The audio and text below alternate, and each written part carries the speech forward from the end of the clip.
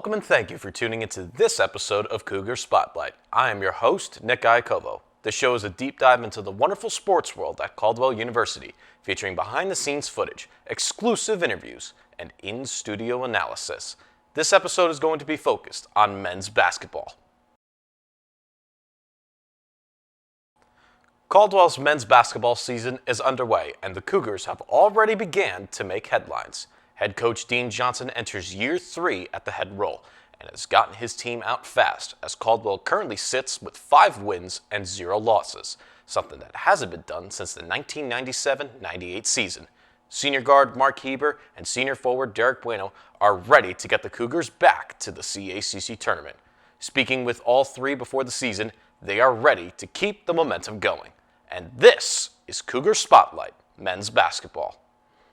I was in a position where, as a freshman, I was able to start, and I kind of wasn't even, expecting to start, but I just took advantage of my opportunity. I worked hard in practice, and then once I got my opportunity, I just, can't look back. So just staying consistent in practice, just being a pace setter, leading by example, that's what I'm big on. So, I just took advantage of my opportunity, like I said before, and, I'm just letting it ride.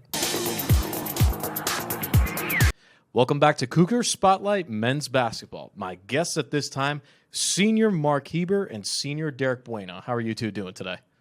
Doing pretty good. We're good. Doing well, yep. All right, that's awesome. Thank you both for coming in today. Obviously, we know the season's starting up very, very soon. We understand the schedule is getting very busy. So once again, we want to thank you both for coming in today. So let's start off with a fascinating stat. Mark Heber and Derrick, you both are senior leaders. Mark, you have started 84 of 85 career games. Derrick, you have started 67 of 79 career games you have both played in. What's been sort of the key for both of you that you've been able to, longevity-wise, stay as starters in this school? I think first is just being consistent. I was in a position where, as a freshman, I was able to start, and I kind of wasn't even, expecting to start. But I just took advantage of my opportunity. I worked hard in practice, and then once I got my opportunity, I just, can't look back. So just staying consistent in practice, just being a pace setter, leading by example, that's what I'm big on. So, I just took advantage of my opportunity, like I said before, and, I'm just letting it ride.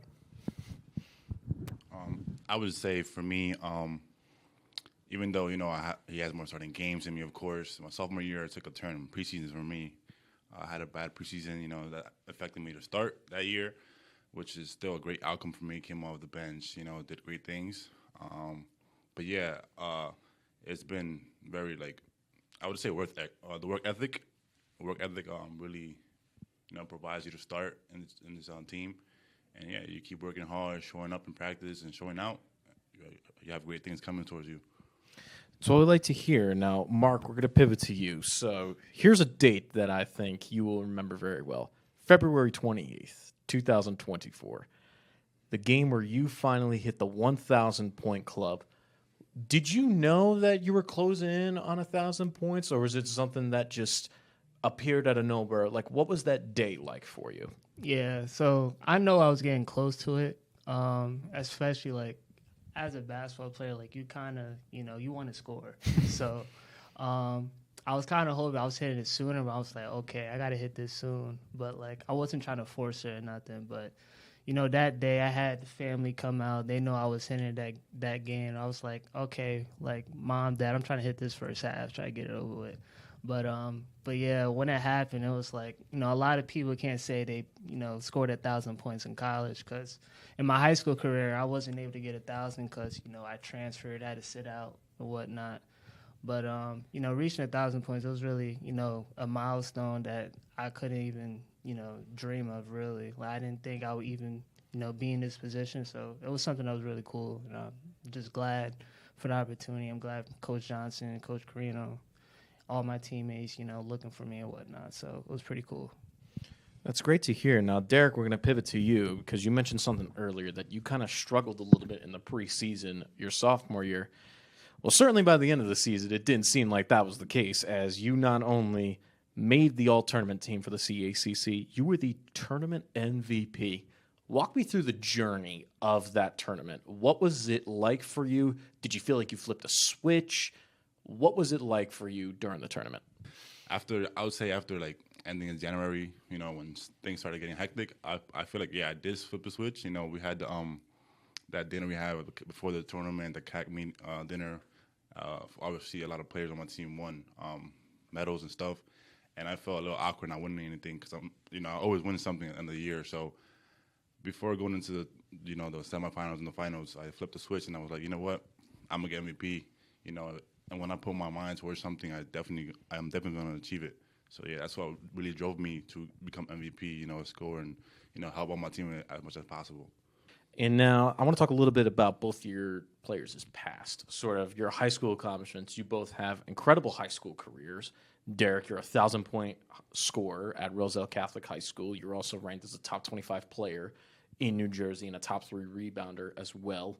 Mark, you transferred a little bit, kind of bounced around from Woodstock Academy in Connecticut to JFK. You were a first-team all-conference and all-county and league player, along with Derrick as well. You're also 5th in the state in three-pointers made. What was kind of the moment for both of you where you kind of clicked in that maybe I can play this at the next level? So basically, at the start of my high school career, I really didn't know what to do. I went to a public school at first. I was not really big on basketball. But then I started, I don't know what happened to me. I just started I was good at, something you was good at. So I, first time for the Paramus Catholic. I broke records. We haven't beaten Bergen Catholic or Bosco or St. Joe's in over 10 years. We beat those 3 schools. We lost, obviously, in the semifinals to Bosco. But transferring to Roselle Catholic was a great opportunity for me. I thanks to Coach Bob for giving me the opportunity. He's a great coach. I love the guy to death. The team was wonderful. The coaching staff was wonderful. But yeah, it was a journey. It was a great journey. I loved it. And 1,000 points. Wish I had scored 2,000, but 1,000 points is okay. I'll settle for that. Well, for me, I started my freshman year. I was at St. Anthony's, and unfortunately, that was the year they closed down. So I was kind of like forced to transfer, but I was hoping spend all 4 years there. Bob Hurley's, one a legendary coach, Hall of Fame coach, and he taught me a lot of wisdom and stuff. So then I transferred to Seton Hall Prep, and it just wasn't a right fit for me. I was there for 2 years, and then my junior year I ended up transferring mid-season, so I had to sit out 30 days when I transferred to Patterson Kennedy. So my senior year, that's when I was like, okay, I really missed out, 3 years of varsity basketball. So now that was the time for me to okay, I got to really put my name on the map. So then my senior year of high school, that's when, I had a, really good year. We won counties, made it to states. And unfortunately, COVID happened, so I couldn't really enjoy that year because I made the New Jersey All-Star game and a whole bunch of stuff. So because of that, I had to decide, I did a prep year. I had to do a prep year out there at the Patterson Kennedy. And COVID kind of happened again. We, still in COVID, so we didn't play a lot. We playing with COVID masks on, so that was kind of rough.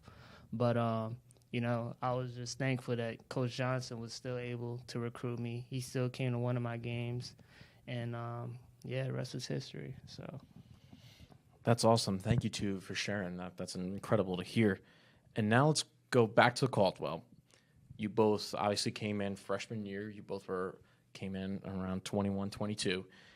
And obviously that was the final season of our athletic director, Coach Carino's college basketball career. And then Dean Johnson takes over your sophomore year.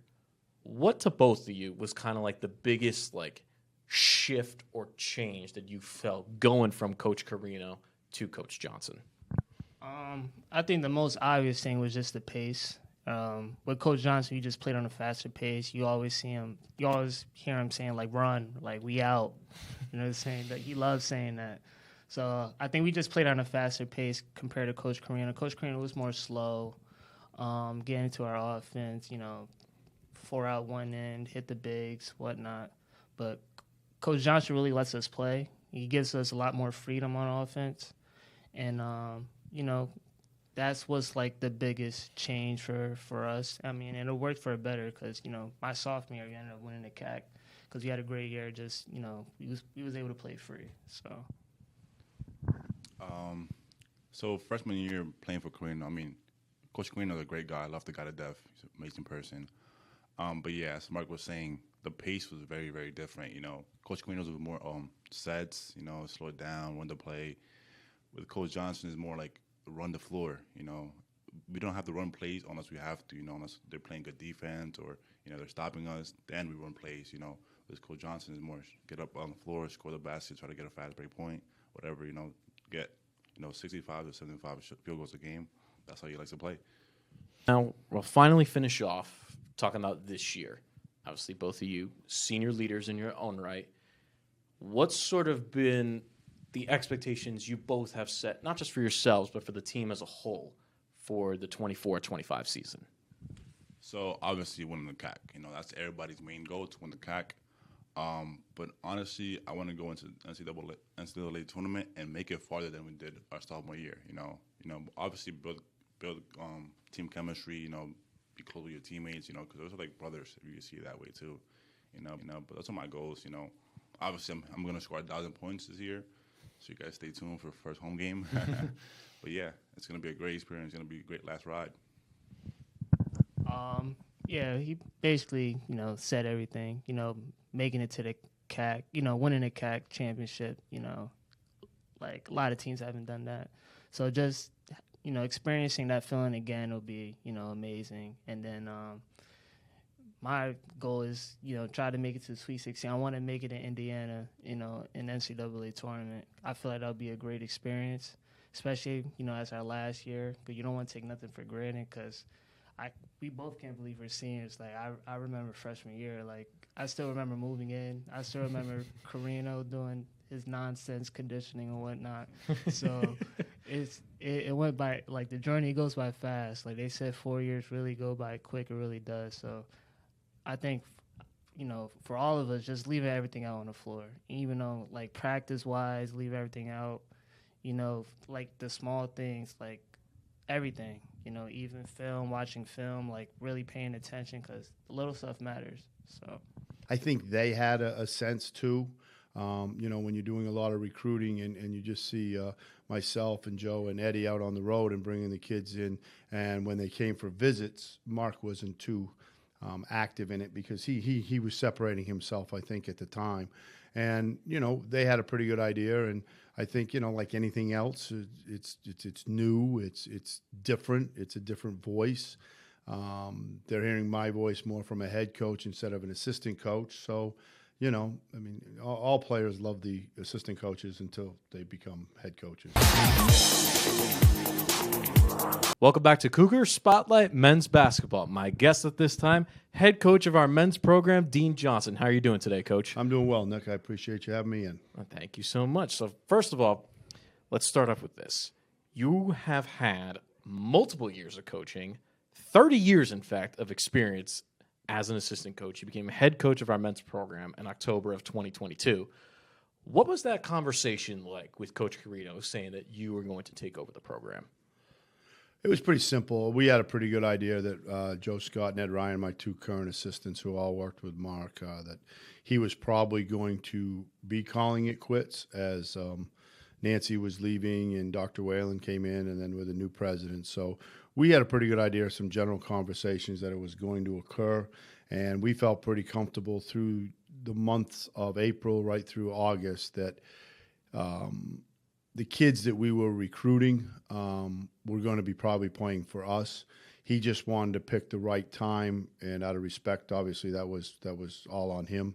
And he felt that he wanted the kids back on campus and to speak to them. So it wasn't any major. If you know Mark, it was, do you want the job? And are you sure? And, do you want softball? Or, so it was very simple, nothing too dramatic or, too detailed.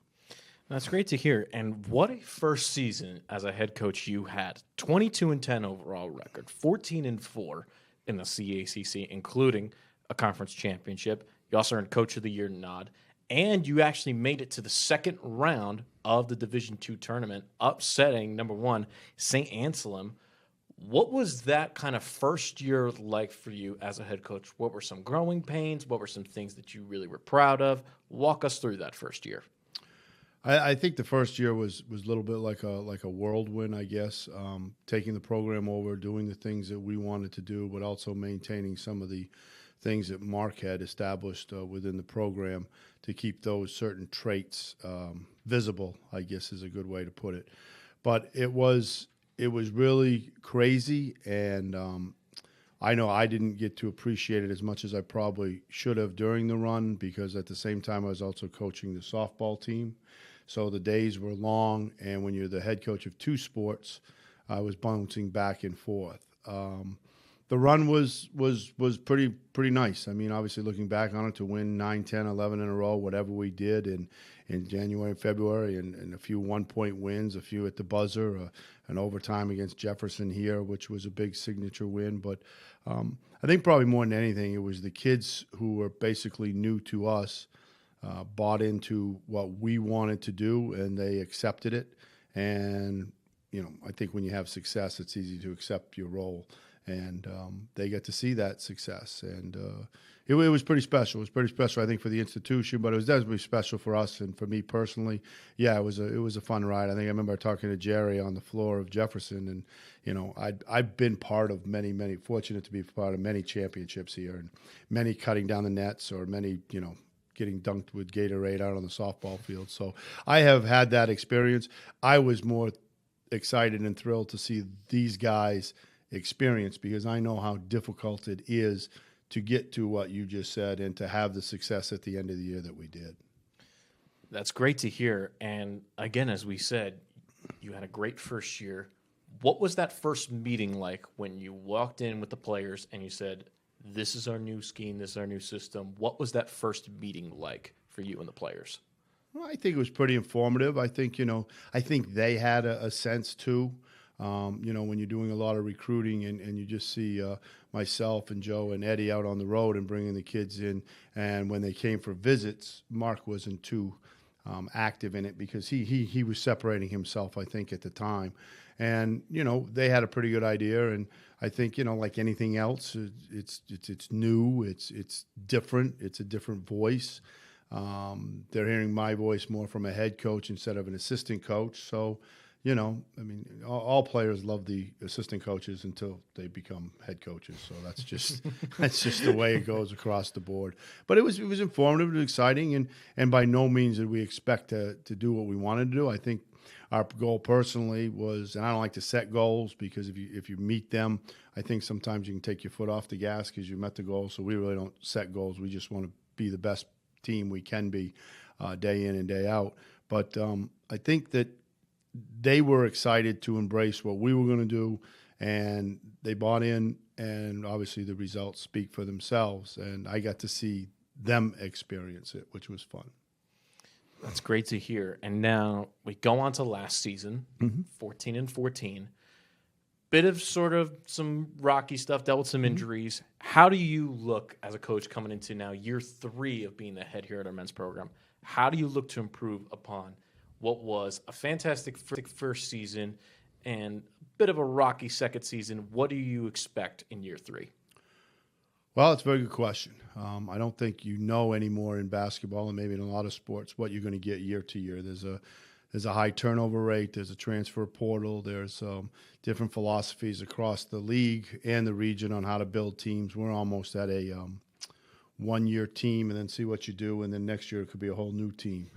We're not at that point yet, and we're still holding on to trying to build a program and develop kids and see them start out as freshmen and then watch them graduate when they're seniors. But that's probably not going to be the norm moving forward.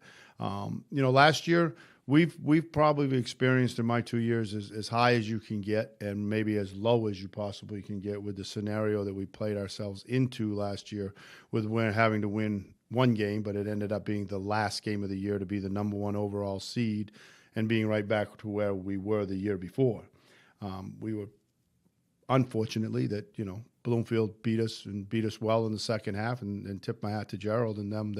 They deserved it, but we were right there. So if we were able to win one more game, and we've talked about that this year, whether it had been in December, January, or February, as it played out, we would have been right where we wanted to be. Maybe not with the record we wanted, but that happens. Last year we lost games in the last 5 minutes, but the year before we won those games in the last 5 minutes. So it happens, you know. Sometimes you get complacent. Sometimes you think you've done it, so you can automatically do it again and not put the work in. And roles change. And this year, so we've experienced a high, we've experienced a low, a crushing loss at the end of the year that knocked us out of the playoffs. You know, we lost a couple of players. We've replaced them with a few players. Unfortunately, we've lost 2 of them already who are medically redshirt. So that is what it is. But we're excited. We're very athletic. We're bigger in the backcourt. We're stronger. We're built more like a Northeast 10 team in the backcourt with bigger, stronger guards. And it's my job to see if we can mesh it together and see if we can be successful. Now, last but not least, you were a Hall of Famer for the class of 2019 for this campus. Obviously, we've mentioned before, numerous years in coaching. What's been sort of the greatest gift coaching has given to you personally? I would probably say is the interaction with the young men and with softball, the young women that I've come across in, well, it's probably over 40 years of coaching now. I still get emails and text messages from the guys I coached at the University of New England, and that was like from 88 to 90. You know, I'm still in touch with the 90s. We have a very good alumni base out there who's very supportive and giving to our Cougar Pride Club, so the guys can get some gear because they always like gear. So I think it's the connections you have with them. When it comes recruiting here, we try to establish relationships, and we hope those relationships are going to last not only their first year here, but their 4th year here, and then many years after that. So it's just with relationships and the young men that I've had here, whether it's been an assistant or a young woman as, you know, a head coach or now the young men here. I'm definitely looking forward to it in March when Derrick and Mark do their senior night here, because those were the first 2 kids, even though they played for Coach Carino the first year, those were the first 2 kids that I had, you know, a lot of pull on having them come to Caldwell. On behalf of Athletics and Communication and Media Studies, thank you for watching. Be sure to follow Caldwell Athletics on all of our social media pages for updates and upcoming shows. I am Nick Iacovo, and this has been Cougar Spotlight.